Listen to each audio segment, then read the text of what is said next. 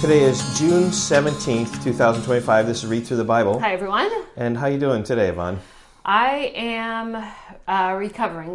We're recording this on Monday. Yeah. And I was tired from this weekend. What was this weekend? So just backing up, yesterday, Sunday, was Father's Day, but I actually spent a lot of the afternoon and evening working on homework because I am in grad school and I had stuff due yesterday. But you also took a nap. And I even took a nap because I was so tired. You never take naps. I couldn't even think straight. And I was so tired because on Saturday, I got to babysit our 3 grandkids all day long, which is wonderful. That's my favorite thing to do. But it was from morning until I put them to bed, and I got home here at 11:45 at night. And it wiped me out. And so every time I'm with them, I have great sympathy for parents who are taking care of little kids. Yes. Yeah. I used to do it all the time, but I don't do it all the time now, and I'm older, and it wipes me out. And your endurance isn't quite built up. Yeah. Okay, but I love it. Yep, a pure joy. So we're actually going to call an audible on today's reading, because as I was looking, I don't know why I did this when I put the schedule up, but the schedule says today Deuteronomy 5, and then tomorrow 6, 7, and 8. We're going to change it. We're going to have 5 and 6 today, and 7 and 8 tomorrow. It's going to balance the readings off just a little bit more. Even it up. So. Yeah, okay, so chapter 5, we're going to talk 10 commandments. So here we go. And this is the change in Deuteronomy. So far, Moses in the 40th year has been recounting of Israel's history. History, right. So remember your history, yep, and now it's remember the law. Yeah, and so here we start with the law. Remember the law, chapter 5. And Moses summoned all Israel and said to them, "Hear, O Israel, the statutes and the rules that I speak in your hearing today, and you shall learn them and be careful to do them. The Lord our God made a covenant with us in Horeb." And as you have said often, Mount Horeb, Horeb is Mount Sinai. "Not with our fathers did the Lord make the covenant, Abraham, Isaac, Jacob, but with us, who are here, alive today. The Lord spoke with you face to face of the mountain, out of the midst of the fire, while I stood between the Lord." And remember, chapter 4 was saying, who else has a God like this that would speak to them out of the fire? Yep. "The Lord spoke with you face to face of the mountain, out of the midst of the fire, while I stood between the Lord and you at that time." By the way, that's Moses is a mediator, is who he is. Jesus is foreshadowing Jesus being the mediator. "While I stood between the Lord and you at this time to declare to you the word of the Lord, for you were afraid because of the fire, and you did not go up into the mountain. He said, I am the Lord your God, who brought you out of the land of Egypt, out of the house of slavery. You shall have no other gods before me. You shall not make for yourself a carved image or any likeness of anything that is in the heaven above, or that is on the earth beneath, or that is in the water under the earth. You shall not bow down to them or serve them, for I, the Lord your God, am a jealous God, visiting the iniquity of the fathers on the children to the 3rd and 4th generation of those who hate me, but showing steadfast love to thousands of those who love me and keep my commandments." So we see there the first 2 commandments. Okay. Do not worship any other gods. Do not make any idols. And now the 3rd commandment, "You shall not take the name of the Lord your God in vain, for the Lord will not hold him guiltless who takes his name in vain." So these first 3 are more vertically oriented. Now it's going to be keeping the Sabbath holy. Which sort of is God word, but it's also man word as well. Yeah. Okay, verse 12. "Observe the Sabbath day to keep it holy, as the Lord your God commanded you. 6 days you shall labor and do all your work, but the 7th day is a Sabbath to the Lord your God. On it you shall not do any work. You or your son or your daughter or your male servant or your female servant or your ox or your donkey or any of your livestock or the sojourner who is within your gates, that your male servant and your female servant may rest as well as you. You shall remember that you were a slave in the land of Egypt, and the Lord your God brought you out from there with a mighty hand and an outstretched arm. Therefore, the Lord your God commanded you to keep the Sabbath day." Here's the 5th commandment. "Honor your father and your mother, as the Lord your God commanded you, that your days may be long, and that it may go well with you in the land that the Lord your God is giving you.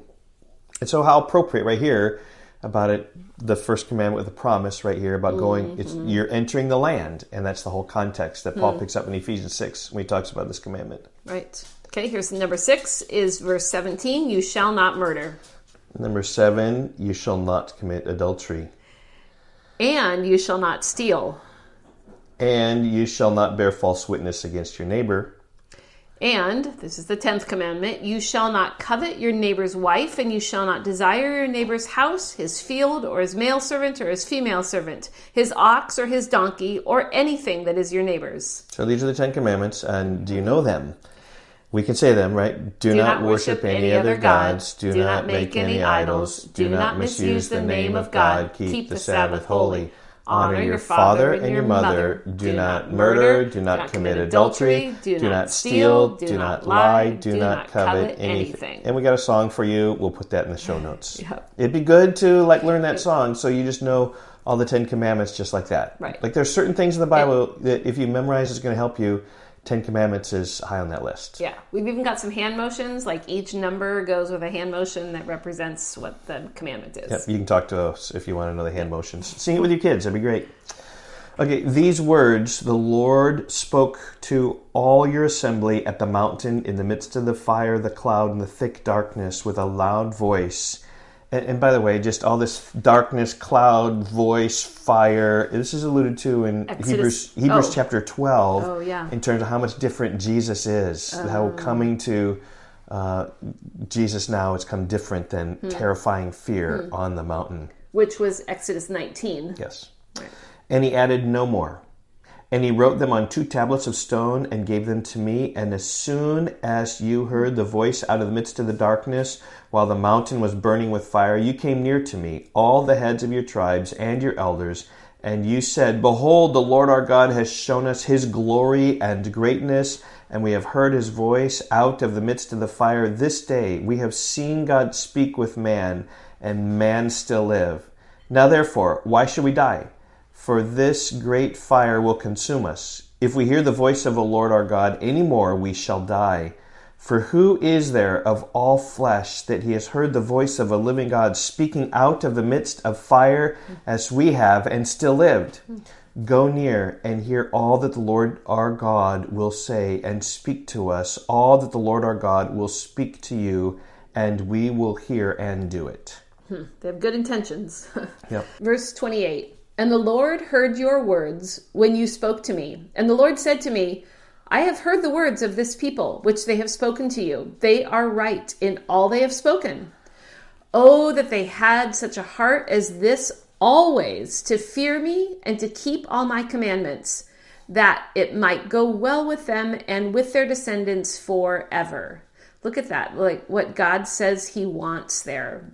He wants such a heart as this always, to fear him and keep all his commandments. Yep. And he'll respond with blessing them, that it will go well with them forever. Verse 30, go and say to them, return to your tents, but you stand here by me, and I will tell you the whole commandment and the statutes and the rules that you shall teach them, that they may do them in the land I am giving them to possess. You shall be careful, therefore, to do as the Lord has commanded you. You shall not turn aside to the right hand or to the left. You shall walk in all the way that the Lord your God has commanded you, that you may live, and that it may go well with you, and that you may live long in the land that you shall possess. Okay, so chapter 5, that's the 10 Commandments. And you might also, in your summary, want to include something about how Israel responds by pledging obedience or something like that. But if you just put 10 Commandments, totally helpful, totally fine for chapter 5. Okay, so now we're going off script, and we're going to do chapter 6 as well.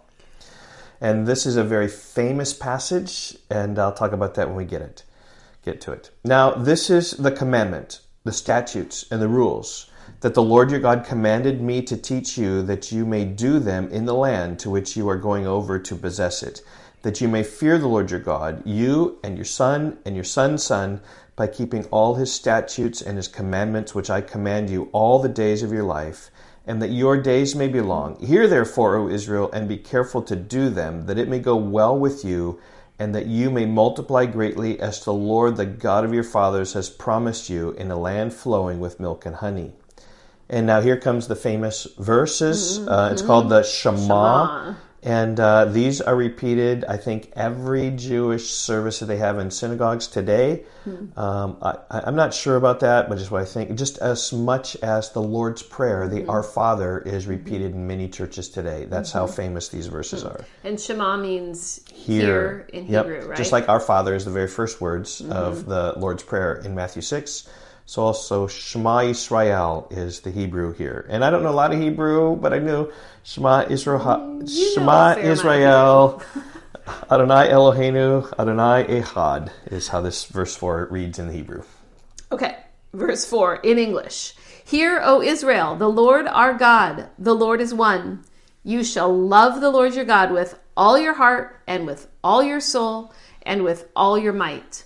And these words that I command you today shall be on your heart. You shall teach them diligently to your children, and shall talk of them when you sit in your house, and when you walk by the way, and when you lie down, and when you rise. You shall bind them as a sign on your hand, and they shall be as frontlets between your eyes. You shall write them on the doorposts of your house and on your gates. Jesus identified this as the greatest commandment, to love God with all your being. And this is great parental advice. Just let God's word constantly be on your heart. Not just a Sunday morning thing, not just when some Bible study happens, but just all the time. May God's word be on your hearts, write it on your homes, and just may God's word saturate your lives. And when the Lord your God brings you into the land that he swore to your fathers, to Abraham, to Isaac, and to Jacob, to give you, with great and good cities that you did not build, and houses full of all good things that you did not fill, and cisterns that you did not dig, and vineyards and olive trees that you did not plant, and when you eat and are full, and this we're going to be a theme over the next couple chapters, then take care lest you forget the Lord who brought you out of the land of Egypt, out of the house of slavery. It's the Lord your God you shall fear. Him shall you serve, and by his name you shall swear. You shall not go after other gods, the gods of the peoples who are around you, for the Lord your God in the midst is a jealous God, lest the anger of the Lord your God be kindled against you, and he destroy you from off the face of the earth. Verse 16, you shall not put the Lord your God to the test, as you tested him at Massah. You shall diligently keep the commandments of the Lord your God, and his testimonies and his statutes, which he has commanded you. And you shall do what is right and good in the sight of the Lord, that it may go well with you, and that you may go in and take possession of the good land that the Lord swore to give to your fathers, by thrusting out all your enemies from before you, as the Lord has promised. When your son asks you in time to come, what is the meaning of the testimonies and the statutes and the rules that the Lord our God has commanded you? Then you shall say to your son, we are Pharaoh's slaves in Egypt, and the Lord brought us out of Egypt with a mighty hand. And the Lord showed signs and wonders, great and grievous, against Egypt and against Pharaoh and all his household before our eyes. And he brought us out from there, and that he might bring us in and give us the land that he swore to give to our fathers. And the Lord commanded to us to do all these statutes, to fear the Lord our God, for our good always, that he might preserve us alive as we are this day. And it will be righteousness for us if we are careful to do all this commandment before the Lord our God, as he has commanded us. Super rich verses, super helpful. And in chapter 6, it's really this idea of hear Israel, love God with all your heart, soul, mind, and strength. And then just like promised sort of his choice of Israel, his blessings for obedience. That's what chapter 6 really is about. I think it's interesting that over and over in chapter 6, there's so much about hear the Lord, fear him, keep his commandments, obey him. But then the greatest commandment in verse 5 is to love him.